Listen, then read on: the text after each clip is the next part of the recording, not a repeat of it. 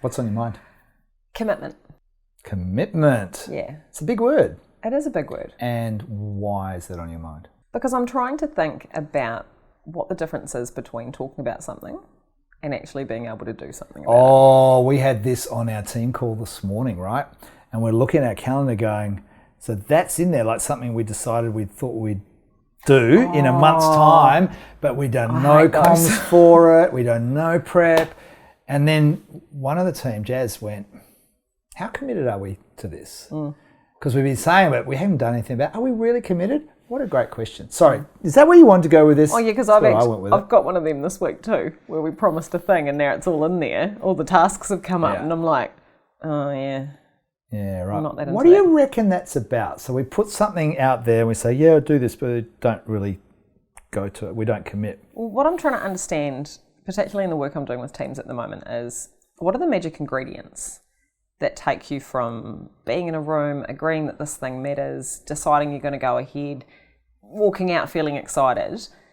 If that's your baseline, what is it? What are the ingredients that take people from, oh, what's that, to no, I've done the thing, I've booked it, I've paid for it, it's in my calendar, I'm all about it. And I reckon, isn't it that first action, isn't it that first step that is like so important?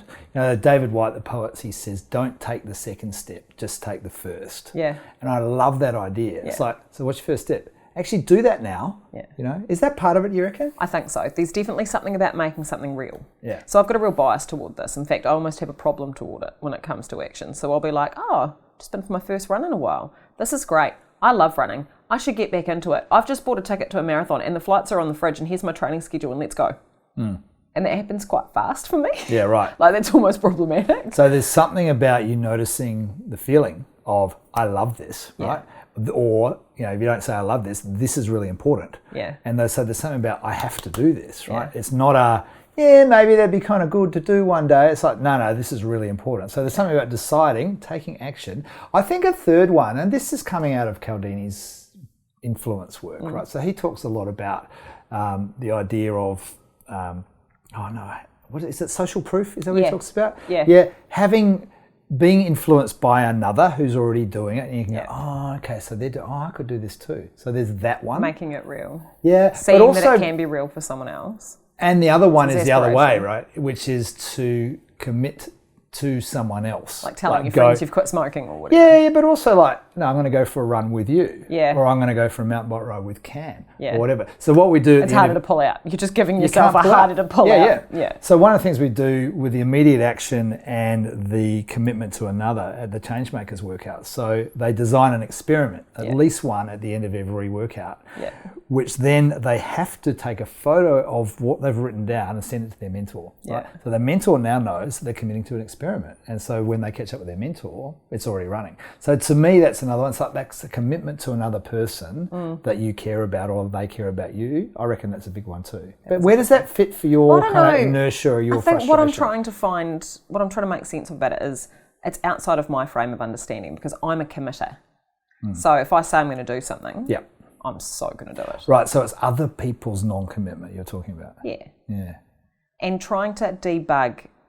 So in Fast Forward, we do a similar thing to Changemakers where it's like you've committed to a group, you've got a fortnightly meeting schedule, so you've got an accountability thing in there about proving it within your 8 weeks. You get inspirational videos from me along the way where I'm like, get your shit together!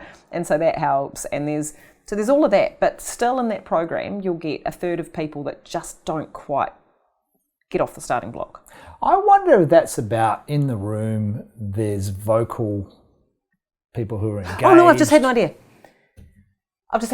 You know, so I often say that when it comes to delegation, the test of whether or not you're a good delegator isn't that you can hand tasks over. It's how you respond when it turns to shit and it doesn't meet your expectations, right? Because inevitably that's going to happen. So whether you respond to that by setting a boundary and creating growth, or whether you respond to that by being like, oh, I'll do it myself then. That's the mark of good delegation. I think that the commitment thing is a similar thing. So everybody can say they want to do something or they care about something, but how they respond to the first hurdle. It's not the first action, it's the first hurdle that makes the difference. Because the groups that make it to the end of Fast Forward, they've gone, God, and then we had COVID, so we had to take our meetings online and rescope our project. The other people go, well, you know, we had COVID and And they're two completely different things. I wonder whether there's actually both, right? Because if you don't take that first step, you'll never get to the first hurdle. Oh. So I'm going to make a quote on Instagram and put your name on there. Can you say that again? If you don't take the first step, you'll never get to the first hurdle. Oh, powerful. Amazing. Shall we just stop it there? Yeah. But, I think you're right, because your test of commitment is A, taking action, but then B, persistence. Yeah. Right? And if you don't keep moving, and in fact, the thing about the other person that you're committing to probably doesn't matter as much. If you're already committed, you don't have to go to someone else. They can help you with persistence, but it's not essential.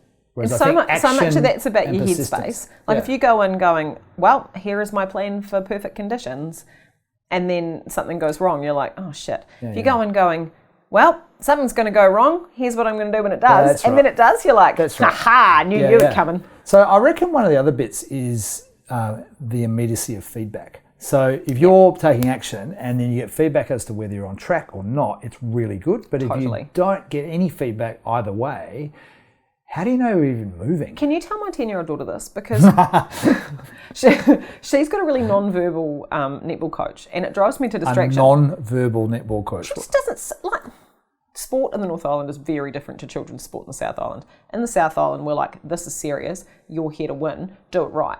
In the North Island, they're like, everyone tried, we love you. And my kids are like, what is this? Anyway, so we're at netball and they're playing the game, and the coach, her role, hopefully she doesn't watch this, is at halftime and at the end she goes, you're doing really great, girls, maybe just try and, stick with your partner. And my experience in netball coach's job in the middle of a game is to be running up and down the side of the court going like, take time, stick with your partner, move down the court, Verbal encouragement and feedback. Immediate feedback. That's and right. So, rightly or wrongly, I do tend to take on that role as the spectator mother on the side of the netball court. Can't imagine that. Hollering out some immediate and helpful feedback. And my daughter has recently said to me, Mum, yelling's not helping, you got to stop it. And I was like, okay. So I've stopped it, but I'm still pretty begrudging about it. Do you have to be the source of feedback? And verbal feedback's only one anyway, and that's right? the point, isn't it? It shouldn't be me. Exactly. The feedback needs to happen, but it shouldn't be me giving it. And it doesn't have to come from one person, right? I think what's important is you're seeking feedback, right? And that helps you move, helps you keep on track or not, right? Yeah, so all of that. So when it comes to commitment, what is it that stops you from taking the step from thinking and talking about something to actually doing it? We think it might be about taking the first step, responding to the first hurdle, and getting really good feedback from the right place about whether you're on track. We'd love to know what you think. Take a step and put a comment in. What? What? What if they say something stupid? What if they're listening on Spotify? I can't comment on there. Okay. Bye. Good chat.